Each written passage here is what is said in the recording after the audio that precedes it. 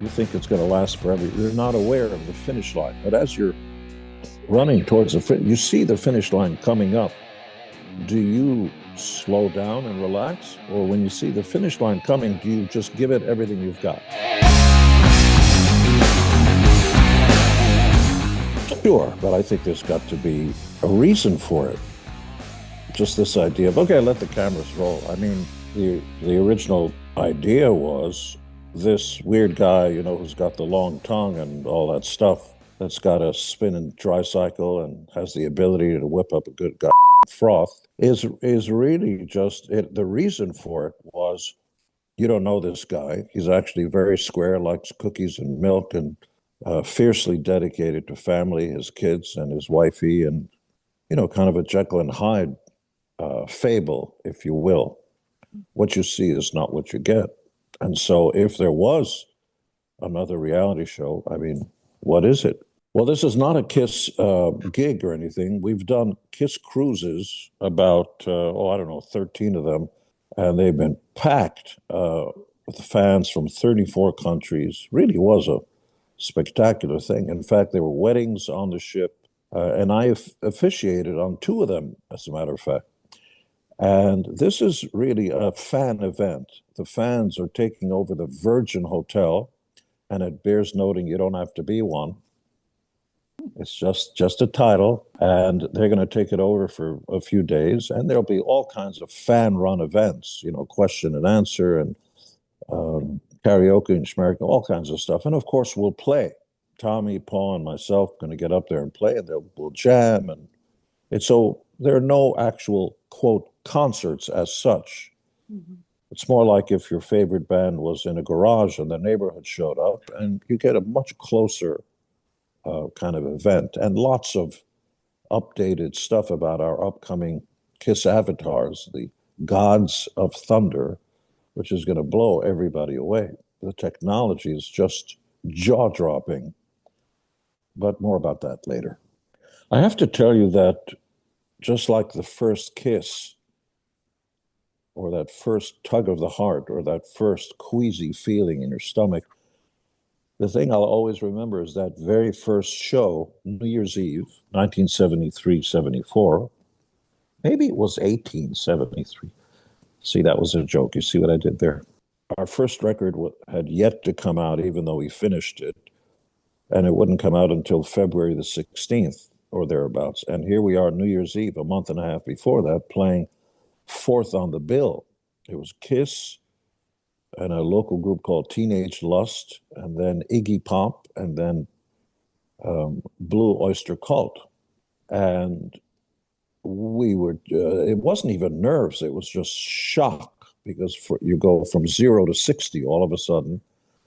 So that first show is probably the most memorable one. In fact, we had all these plans about doing stuff and really debuting a kind of band that hadn't been around before, which is a lot of pyro, and I'm spitting fire. Nobody's ever done that stuff.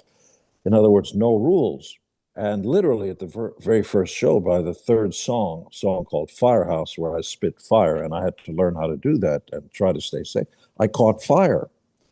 And at that point, the entire audience, who never heard of us, anything, just stood up on their feet. Wow, these guys are going to kill themselves. Wow, I never saw anything like it. And from then on, the other bands were just a blip on the radar. Within a year and a half of that show, we were headlining Anaheim Stadium over bands that had been around 20 years.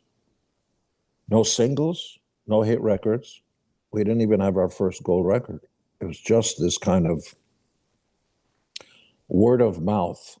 In those days, you didn't have MTV, or it was a different time. And in those days, the way you made impact is by going across the country and playing concerts, and by being in rock magazines. And then, of course, listening to radio. What a fascinating idea. I don't really care. It doesn't come into my mind. I put together a Kiss tribute album called Kiss My, the backside. And we had Garth Brooks on there, and Lenny Kravitz, and a lot of other people doing our tunes.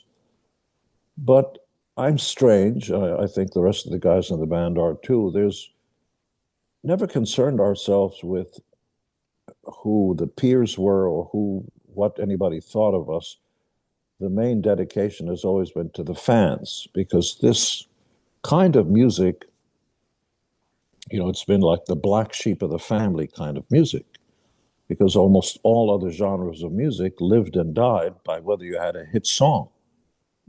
And we didn't have one really until, I don't know, Rock and Roll All Night or I Was Made for Loving You, one of those. And we've only had two or three.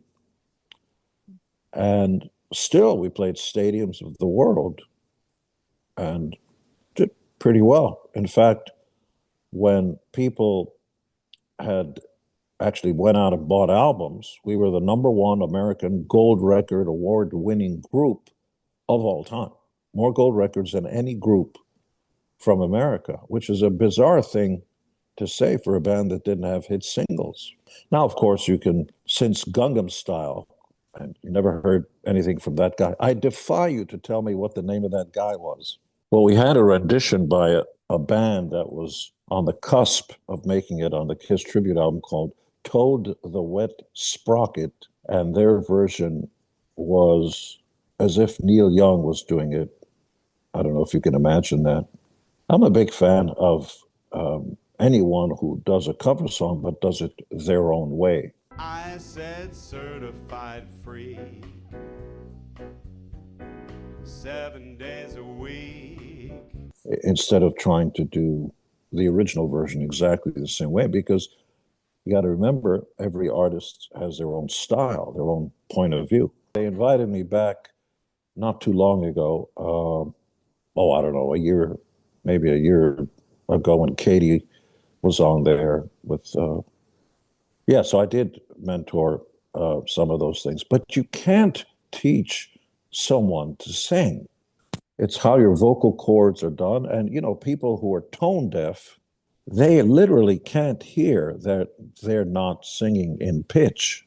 They can't. They sing along, and you look around when they sing, "Oh, say, can you see?" They can't hear that they're not. "Oh, say, can you see?" They can't hear that.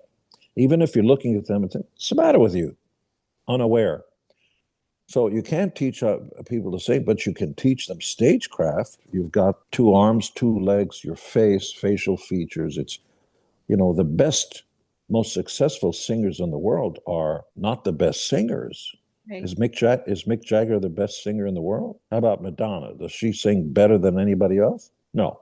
Yeah. But you've got that charisma, the stagecraft, and that's what puts the song over. Well, I managed her music career. I'm the one that got her the deal at CBS, Epic, and a friend of mine was the A&R guy, and we put the Pet Shop Boys together with Liza to produce that record, and it was her first big album.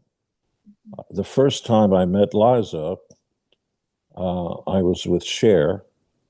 Liza comes over and throws a pillow on the ground and drops down to her knees and starts singing "My Old Piano," and all this stuff. And we became socially friends at that point. And then at a certain point, she approached me about, I haven't had a hit record or anything. Why is that? I should be on the charts. I should be right in the middle. Frank Sinatra has hit records. How come I don't? And I told her, sure, you're going to die. What kind of a question? Of course. But I've got the Gene Simmons band, which does shows all over, all sizes, all anything. Yeah. So just have fun. And, people sometimes ask me, why do you do all this stuff? Why do you do all this stuff? Why don't you just settle back and relax? Well, let me ask you a pointed question. Okay. Life is kind of a journey, cornball, but it's true. You start here little, and then you grow up and you move on. At a certain point, a race is over, right? In other words, when you die. And when you're younger, you think it's going to last forever. You're not aware of the finish line. But as you're running towards you see the finish line coming up. Do you slow down and relax? Or when you see the finish line coming, do you just give it everything you've got?